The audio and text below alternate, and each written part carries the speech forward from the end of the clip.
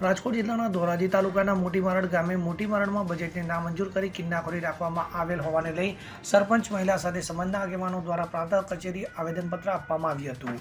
મોટી મારડ ગામે ગ્રામ પંચાયતના સામાન્ય બજેટ વર્ષ 2024-25 બેઠક નંબર 24નો ઠરાવ નંબર 242 મંજૂર કરવામાં સરપંચ તરીકે પૂર્ણ બહુમતી હોવાને લઈ અને માત્ર સરપંચનો સ્પેશિયલ મતનો ઉપયોગ કરી બજેટ મંજૂર થાય તેમ હતું, પરંતુ ગ્રામ પંચાયતના ઉપસરપંચ અને બીજા રાજકીય આગેવાનો દ્વારા સત્તાધારી પક્ષના ધારાસભ્યોએ પોતાના રાજકીય વગનો ઉપયોગ કરીને તાલુકા વિકાસ અધિકારી શાંતિબેન ઢીલાને સૂચના આપી કે બજેટમાં કોઈ સંજોગમાં મંજૂર થવું ન જોઈએ, જેથી ગ્રામ પંચાયત મિનિટમાં બુકમાં અમારી સહી પણ તાલુકા વિકાસ અધિકારી કે તલાટી કે મંત્રીએ લીધેલ નહીં અને પોતાની રીતે નોંધ લખી અમુક મિનિટ બંધ કરી દીધેલ હતી એમ જણાવવામાં આવ્યું હતું।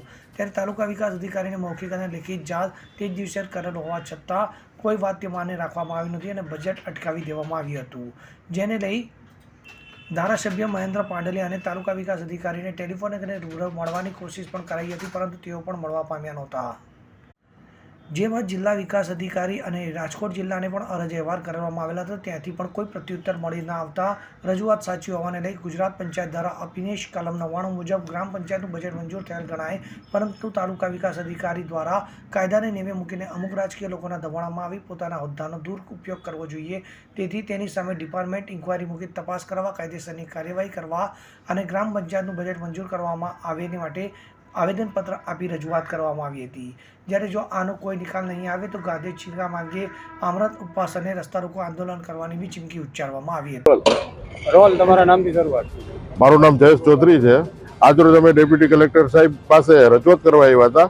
મોટી મારડ ગ્રામ પંચાયતના સરપંચ શર્મિલાબેન જે અનુસૂચિત જાતિના સરપંચ છે, તેઓને અવારનવાર હેરાન કરવામાં આવે છે ગામના સભ્યો દ્વારા, ઉપસરપંચ દ્વારા, જેની અમે શર્મિલાબેને ઘણા ઉચ્ચ કક્ષાએ પણ રજૂઆત કરેલી, પણ કોઈ પણ જવાબ મળતો નથી અને ધારાસભ્યને પણ ફોન કર્યો મને મહેન્દ્રભાઈ પાટલિયાને, એને પણ કોઈ રિપ્લાય આપેલ નથી। એટલે આજરોજ અમે ડેપ્યુટી કલેક્ટર સાથે આવેદનપત્ર આપ્યું છે બધા દલિત સમાજના આગેવાનોએ। જો 3 દિવસમાં શર્મિલાબેનને ન્યાય નહીં મળે તો ધોરાજી પ્રાંત ઓફિસે અમે ધરણાનો કાર્યક્રમ કરશી, રસ્તા રોકો આંદોલન કરશી અને જે કાંઈ આંદોલનના જે કાંઈ કાર્ય કરવામાં આવશે એ કરશે। ધોરાજી અને ઉપલેટા તાલુકામાં જેટલી અનુસૂચિત જાતિ સમાજના સરપંચો છે તેને આ જ રીતે ભૂતકાળમાં પણ હેરાન કરવામાં આવ્યા હતા। તેમાંથી વરજાંગજારીયા ગ્રામ પંચાયત, મોટી વાવડી ગ્રામ પંચાયત, આ લોકોને આવી જ રીતના મજબૂર કરી જ્ઞાતિવાદ આખો ઊભો કરી અને સરપંચોને હેરાન કરવામાં આવ્યા। હવે એ મોટી મારડમાં શર્મિલાબેનને આ જ રીતે હેરાન કરે છે। મહેન્દ્રભાઈ પાટીલે જ્યારથી ધોરાજી ઉપલેટાના ધારાસભ્ય બન્યા છે ત્યારથી આ લોકોને એક છૂટ મળી ગઈ છે કે તમારે જે કરવું એ કરો। એટલે ડીડીઓ અમારું સાંભળતા નથી, કલેક્ટર સાહેબ અમારું સાંભળતા નથી અને ટીડીઓ તો ધોરાજી તાલુકાના અમારે સાંભળતા છે જ નહીં। એટલે મંજૂર થયેલું બજેટ જો આ લોકો ના મંજૂર કરાવી શકતા હોય તો આ શું કરાવી શકે? એટલે દલિત સરપંચોને અત્યારે ટાર્ગેટ કરવામાં આવે છે। આ સિવાય જે દલિતોના કોઈ પણ કામ હોય મહેન્દ્રભાઈ કરતા જ નથી। મહેન્દ્રભાઈ ના જ પડે તમારે આવવાનું જ નહીં, એટલે દલિતોથી એને શું વાંધો છે એ કઈ ખબર પડતી નથી અને મીડિયામાં બધે એવો નિવેદન આપે છે કે અમે દલિતો ભેગા છે, પણ આ બધી તદ્દન વાત ખોટી છે। તો 3 દિવસમાં અમારી માંગ પૂરી કરવામાં નહીં આવે તો ધોરાજી પ્રાંત ઓફિસ સાથે અમે વિશાળ સંખ્યામાં ભેગા થઈ અને ધરણાનો અને ઉપવાસ આંદોલન કરશે। બચુભાઈ ચાવડા, ગામ વરજંગાળિયા સામાજિક ન્યાય સમિતિ અધ્યક્ષ। બરાબર, આજે દેશ આઝાદ થયો એને 75 વર્ષ પૂર્ણ થયા અને આ 74મું બેઠું છે। દલિતોને હજી કોઈ પણ જાતની આઝાદી નથી મળી।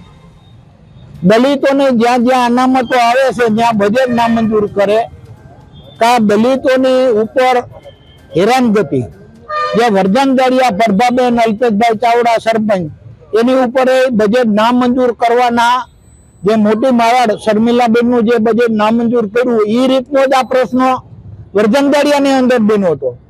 જે 40 વર્ષ થયા જે સત્તાઓ લઈને બેઠા ને રાજકારણ જમાવે બેઠા, એના પૂરેપૂરા આ પંચાયત વરજંગાળિયાની પંચાયત તોડવામાં હાથ હતા। તો તાલુકા પંચાયતના ટીડીઓથી વિકાસ કમિશનર લગીન આયોગ લગીન ટોટલી મેં અરજી કરેલ છે અને અરજીના સંપૂર્ણ રીતે મારી પાસે પુરાવા છે।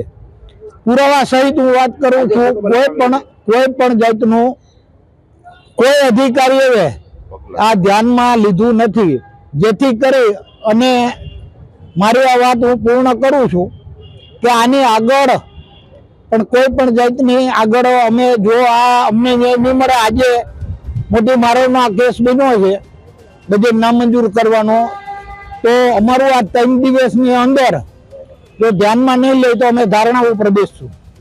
તમારું નામ? શર્મિલાબેન ચાવડા, મોટી મારડ ગ્રામ પંચાયત સરપંચ.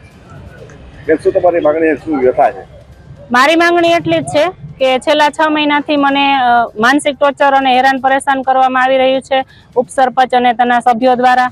અને હાલ મારું જે ગ્રામ પંચાયતનું બજેટ છે મંજૂર હોવા છતાં નામંજૂર કરવામાં આવેલ છે, તો એમાં અમને ન્યાય મળે એટલી મારી માંગણી છે. હકીકતમાં એવું હતું કે ગઈ 5 તારીખ 5/2 અમારી બજેટની બેઠક હતી, ત્યારે સરખા મત પડેલા હતા બંને સાઈડ, વિરોધ પક્ષ અને તરફેણમાં.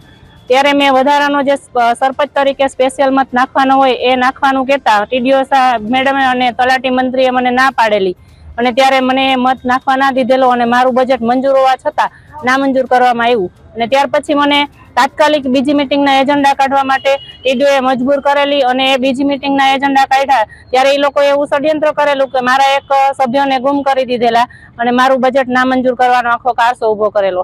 છેલ્લા 2 વર્ષથી મને હેરાન પરેશાન કરવામાં આવી રહી છે, અને આ 3જી ગ્રામ પંચાયત એવી છે કે જ્યાં અનુસૂચિત જાતિના સરપંચોને અવારનવાર હેરાન પરેશાન કરવામાં આવે છે. શું તમારી માંગણી?